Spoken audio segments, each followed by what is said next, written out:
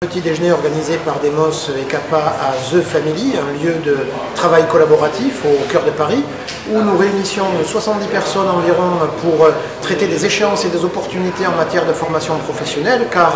aujourd'hui, échéance au 1er janvier pour redéfinir le calendrier de travail avec les représentants du personnel, échéance au mois de février pour savoir si on travaille avec l'OPCA en versement volontaire ou pas, échéance au mois de mars pour les entretiens professionnels, et puis pas d'échéance, un compte personnel qui aujourd'hui est à peu près opérationnel et sur lequel on peut commencer à lancer des opérations individuelles ou collectives. Nous avons d'ailleurs eu des témoignages d'entreprises qui ont,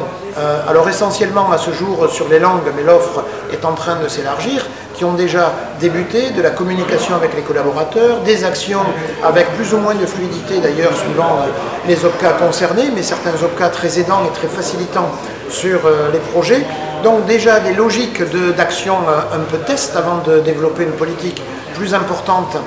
au cours de l'année 2016. Et puis on s'aperçoit que par rapport à toutes ces échéances, les entreprises ont bien conscience qu'on arrive au stade où maintenant on ne peut plus reculer en quelque sorte, il faut passer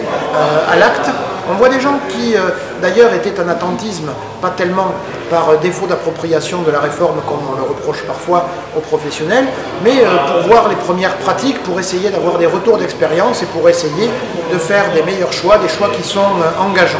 On a pu noter ce matin que peut-être une des réserves qui subsistait dans les comportements d'entreprise tenait à cette instabilité de l'environnement législatif et réglementaire que l'on connaît depuis quelques années, parce que s'investir, notamment sur le compte personnel, oui, mais en tenant compte quand même que ce dispositif sera sans doute évolutif, aménagé, etc.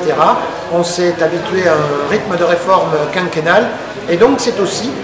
un des freins pour les entreprises pour mettre en place des politiques pérennes sur des dispositifs dont on sait qu'ils n'auront pas forcément une pérennité. On a eu des entreprises qui ont été un petit peu échaudées par la suppression brutale du DIF alors qu'elles avaient déployé des politiques très innovantes sur le sujet. Donc une matinée pour faire le point sur les échéances, pour échanger sur les pratiques et pour mettre en œuvre dans les meilleures conditions toutes les opportunités de la réforme de la formation.